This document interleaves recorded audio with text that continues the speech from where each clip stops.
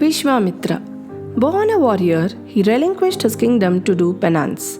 When Indra, the lord of heaven, refused entry to King Trishanku, the sage known for his determination created a parallel heaven for the king who had sought his help.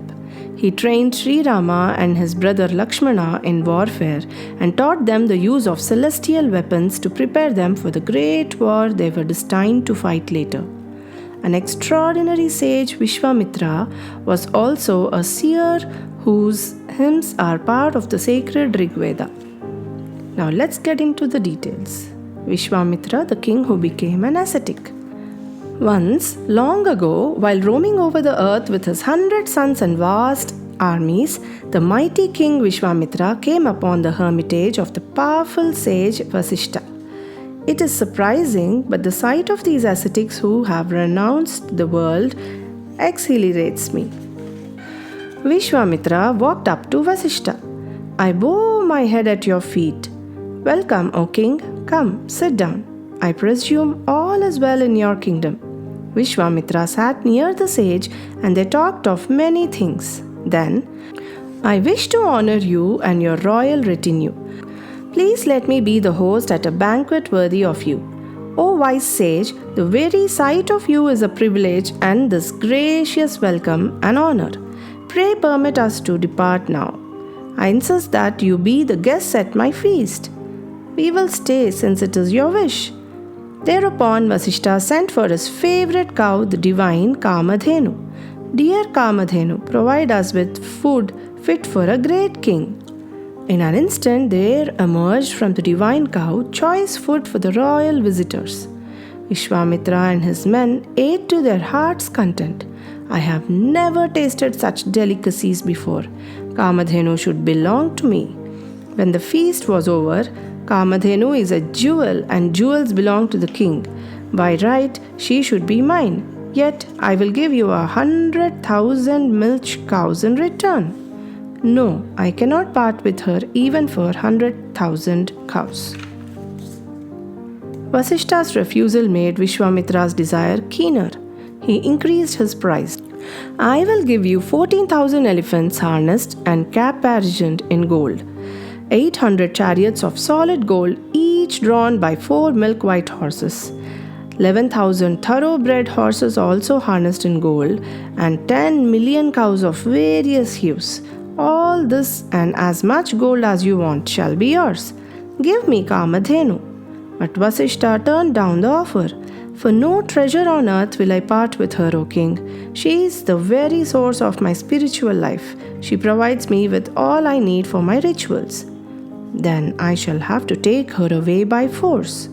Vishwamitra called to his men, Seize the sage's cow of plenty and bring her to me. The king's men fell upon the bewildered Kamadhenu. Why does the Holy One permit this outrage? I have always loved and served him. I will shake off my tormentors and go to him. Kamadhenu tossed aside her captors and fled. She stood before Vasishtha, weeping and lowing. O Lord, have you forsaken me? Did you not see how I was treated?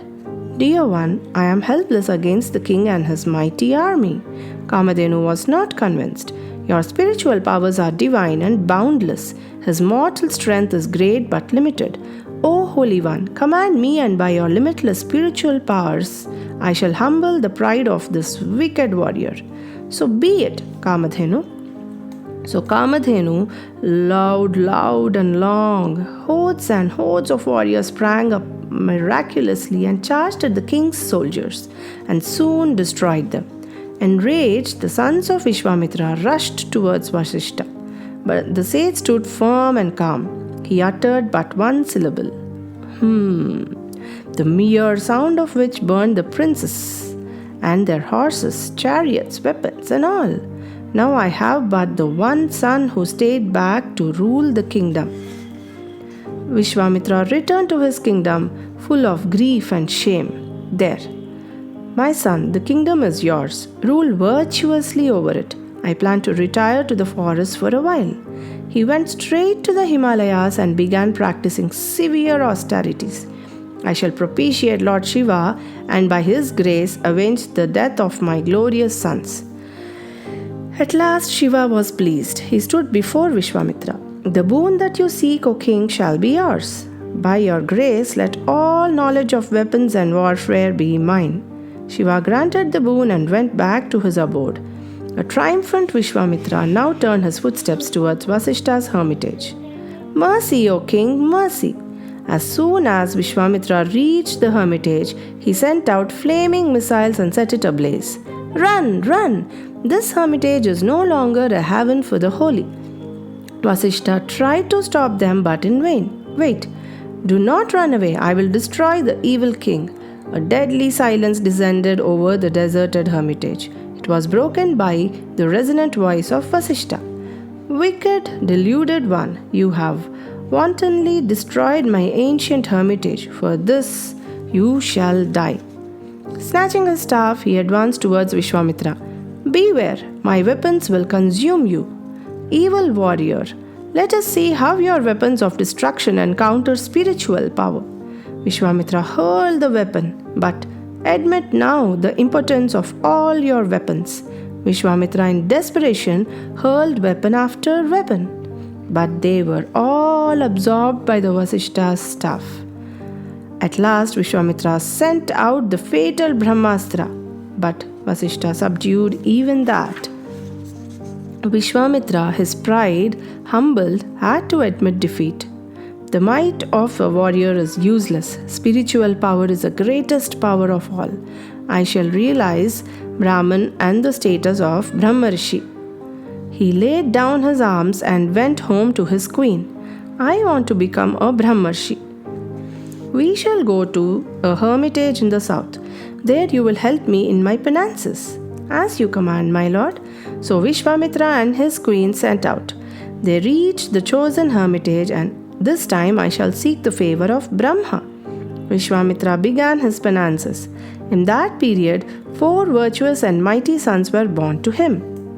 Then Vishwamitra continued his austerities with greater severity until Brahma had to appear before him.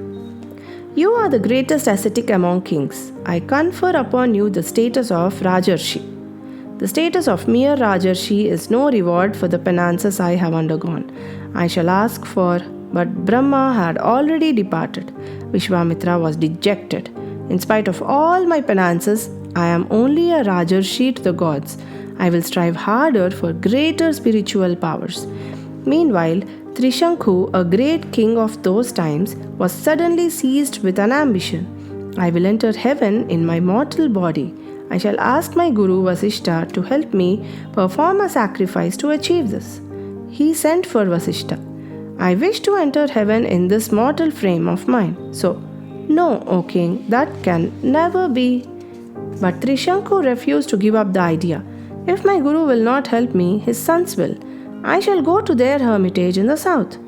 There, Trishankhu told the sons of Vasishta of their father's decision. Pray, will you become my gurus and help me?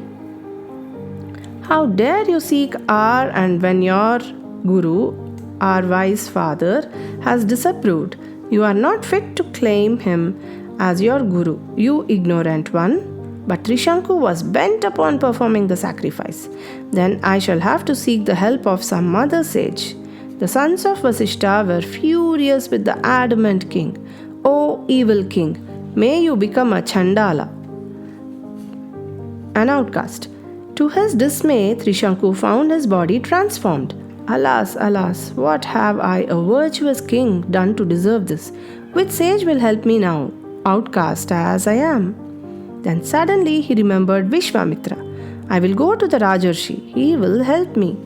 As he expected, Vishwamitra received him compassionately and listened to his tale of woe. O holy sage, apart from you there is none I can turn to. I beseech you, help me out of this plight.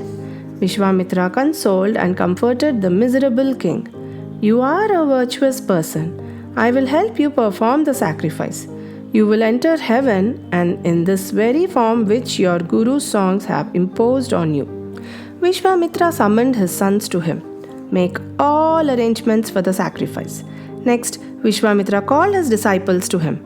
Invite all the pious and the learned of the land here for their great sacrifice." The disciples returned after a few days. Sage Vasishta and his sons refused to come.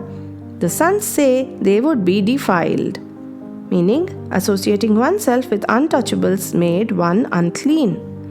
May they be destroyed for disregarding one who is a sage and free of guilt.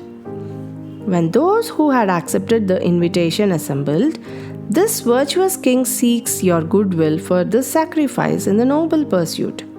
Then the rites began with Vishwamitra officiating as the chief priest. When the rites were over, "O Devas, come from the heavens. Accept these offerings and lead this great king to heaven in his own body." Vishwamitra waited, but none of the Devas appeared. He was enraged. "O king, I will raise you to heaven on the strength of all the spiritual powers I have accumulated." Vishwamitra then looked skywards. "May you ascend to heaven as you are, O virtuous king." Hardly had Vishwamitra uttered these words than the ascension of Trishanku began. But when he reached heaven, Indra and the Devas barred his entry. "Wretch, you have been cursed by your Guru's sons. Heaven has no place for you. May you go down to the depths of the earth." Trishanku began falling down. "Save me, O Holy One, save me." Vishwamitra would not accept defeat. "May you stop where you are. I shall create a heaven around you." And Vishwamitra created 7 planets, the Saptarshis and 27 stars, but he was not satisfied. "I will create another Indra, or better still, I will hurl Indra out of heaven and make Trishanku the king of the Devas." When the Devas divined his intentions, they were perturbed. "We must stop him." They appeared before him and pleaded with him. "O sage, the king has been cursed by his Guru's sons. How can we give him a place in heaven?" But Vishwamitra was firm. "I have promised to help him. Let him enter your heaven. Let the planets I have created exist as long as your heaven does. Then Indra shall remain in heaven, the sole king of the Devas." So be it. Trishanku, surrounded by the planets that shine on him, shall become immortal and remain suspended in heaven, head downwards. As the Devas, heaving sighs of relief, departed to heaven, even as a Rajarshi, Vishwamitra has humbled us. We must ensure that he never becomes a Brahmarshi. I have humbled the Devas but exhausted my spiritual powers. I will start all over again. He turned to his sons and disciples.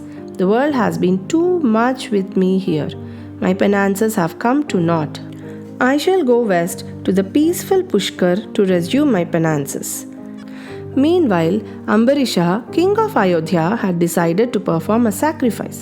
"But, Your Majesty, the sacrificial animal has been stolen."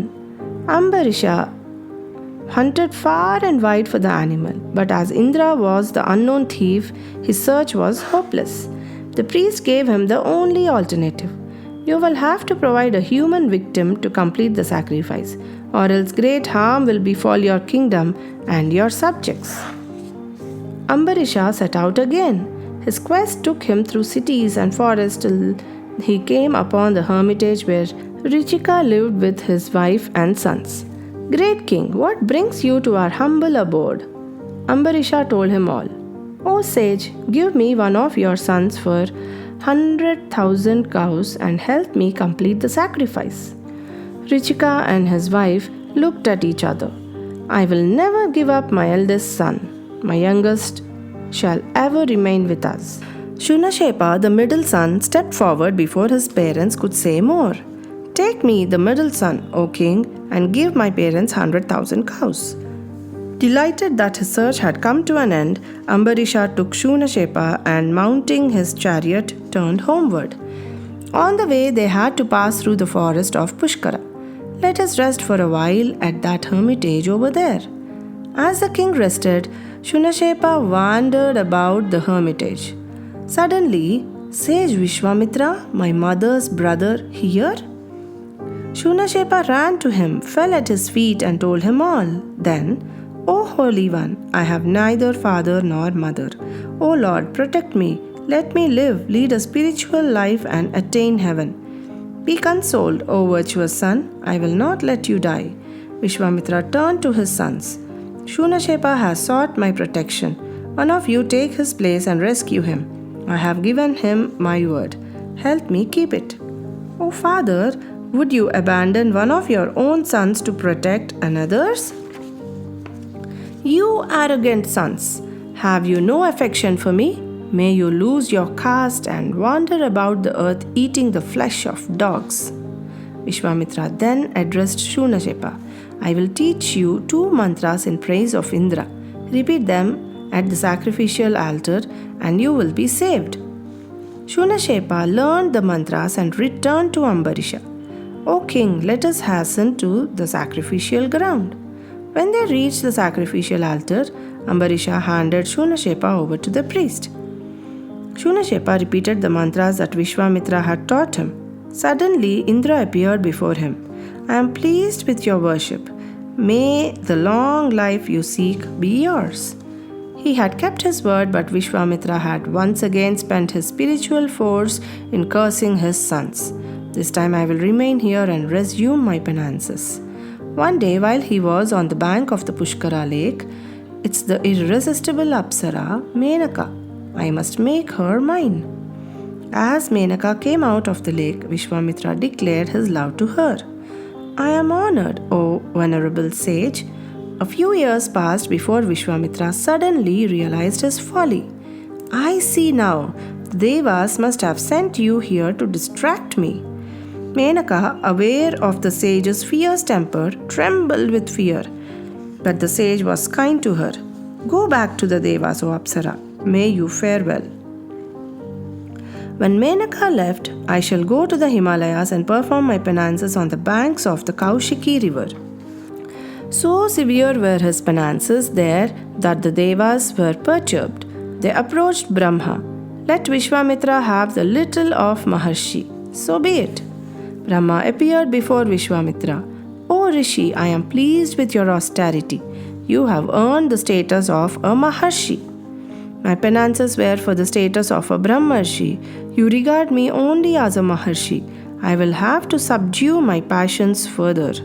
Yes, you have not yet gained mastery over your senses. When Brahma departed, Vishwamitra intensified his austerities. In summer, he stood on one foot in the midst of 5 blazing fires living only on air. Through the rainy season, he continued standing, and in winter, he stood in the middle of a cold stream. The Devas were once again perturbed. Then Indra had an idea. I will ask the Apsara, Rambha of my court, to distract him. He sent for Rambha. You must attract Maharshi Vishwamitra and disturb his penances. Lord, please do not send me on this task. The sage has a terrible temper and a ready curse. But Indra reassured her. Do not worry, Rambha. I will take the form of a cuckoo and will sit on the branch nearby. Go adorn yourself. As soon as Rambha was ready, they came to Vishwamitra's grove. I will rouse him with my notes. That is the moment for you to approach him. Indra began warbling. Rambha walked towards Vishwamitra. What heavenly notes! Vishwamitra opened his eyes. Rambha of Indra's court, here? This is one of Indra's tricks. Vishwamitra's rage once again got the better of him. Rambha, for this impertinence may you be turned into rock. So you shall remain for 10,000 years till a Brahmin comes and delivers you. When he heard this, Indra fled from the scene. Once again, my spiritual force had been consumed by anger. I will neither eat, speak, nor breathe till I have conquered this passion. Vishwamitra went eastward and began his most severe austerities. When he was sure that he had conquered anger, I have succeeded. I shall first break my long fast. As Vishwamitra sat down to eat, O holy sage, I am hungry. It was Indra who had come in the guise of a Brahmin to test him. Vishwamitra, without uttering a word, offered him the food. After years of further penance, the terrible powers amassed by Vishwamitra began to emit pervasive thick smoke, striking terror among the beings of the three worlds. Terrified, Indra and the Devas went to Brahma. If the status of Brahmarshi is not granted to Vishwamitra now, he will destroy the three worlds and then he will be content only with the sovereignty of my heaven. Do not fear, I shall grant him the status of Brahmarshi. He deserves it. Brahma, accompanied by all the Devas, appeared before the sage. O Vishwamitra, by the power of your penances, you have achieved the status of Brahmarshi.